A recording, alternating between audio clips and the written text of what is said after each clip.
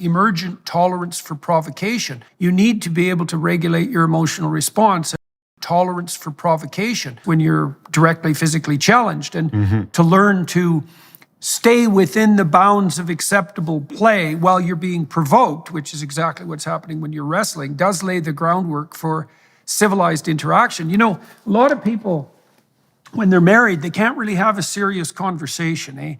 They can't go down into the depths where the real reparation work might need to be done, because they're afraid that if they're provoked, they don't know what they'll do.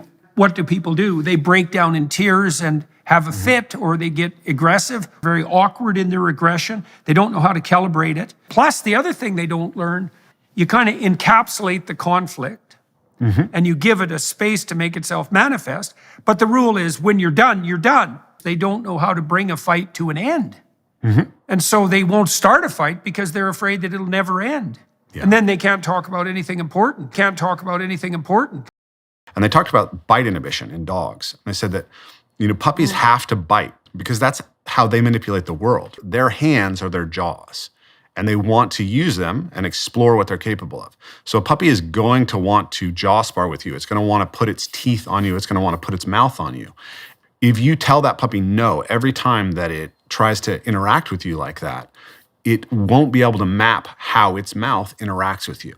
So what you need to do is you let the puppy start biting at your hand, and every time that the force is too hard, you pull away and you deny the puppy what it's looking for, which is play, right? And so now it's regulating its aggression to, okay, I need to only bite hard enough that this human being can tolerate it, and then he'll play with me.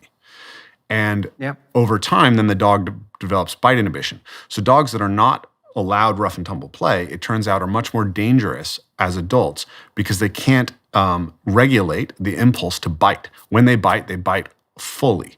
People wonder why people tease. And teasing is a form of more abstracted rough and tumble play. And it's the same thing. It's this attempt to push the object of teasing sort of to the level of their tolerance for provocation to see what the response is. It's part of the way that people assess each other. One of the things you see with kids is that when they meet each other on the playground is they'll immediately challenge each other, see if they're at a peer-to-peer level, and then they play on the edge. And that'll make kids friends. If kids can play as peers on the edge, then they become friends. And there's a lot of mutual provocation in that, and that's partly the extension of that capacity for emotional regulation. Tolerance for provocation, capacity for emotional regulation.